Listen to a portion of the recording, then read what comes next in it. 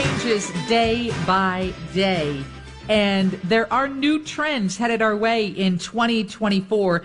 Vanessa Sescila is with us, a professional matchmaker. I was reading this article about the way things are going when it comes to dating. Vanessa, thanks for joining us. Overall, what do you think is going to be one of the biggest changes in 2024?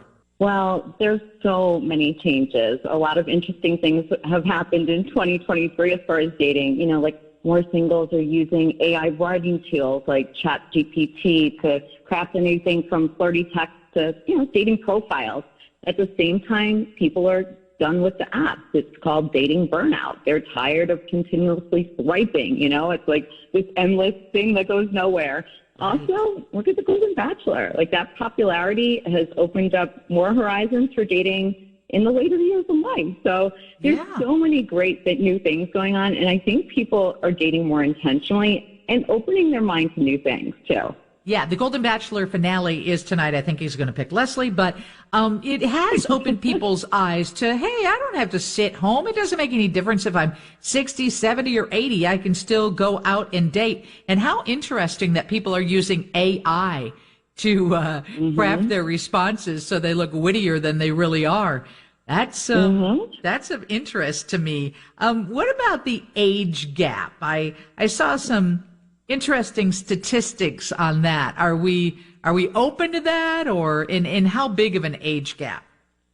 Yeah, listen, I always tell my clients that it's just lunch. Like, keep an open mind when it comes to everything, right? We're basing matches on compatibility. So just because somebody might not be, your same exact age or maybe even 10 years, it's all about that compatibility. Because let's be honest, like, we all know people in their 20s and 30s that sit around and do nothing. And I actually have a client that's 75 and he rides his jet ski every day in the summer. So it really depends on the person themselves more than the number.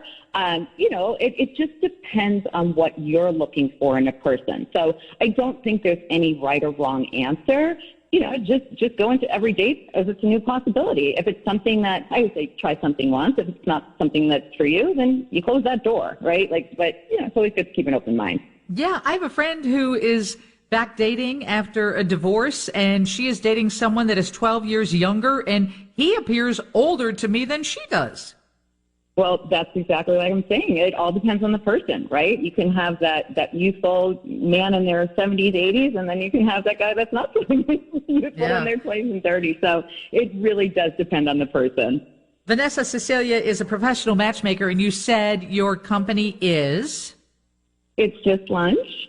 And is that, because I know slow dating is one of the things that's becoming very in vogue. So 100%. Listen, it's intentional dating, right? Like, you don't have to go on a date every single night. And I always say, take one date at a time.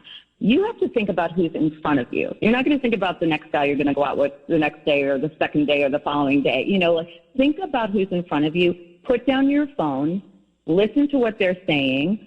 Eye contact, body language, the chemistry has to be there in person, right? You could text all you want and hide behind that, but you won't really know if the chemistry is there until the person's in front of you. And I even say, give it a second date, give it a third date sometimes, right? Because just because somebody shows up and they might not be on their best, like, some people are nervous the first date, right? Mm-hmm. If there's a little bit of spark there, a little bit of chemistry, go out on a second date. That's when you can really usually tell.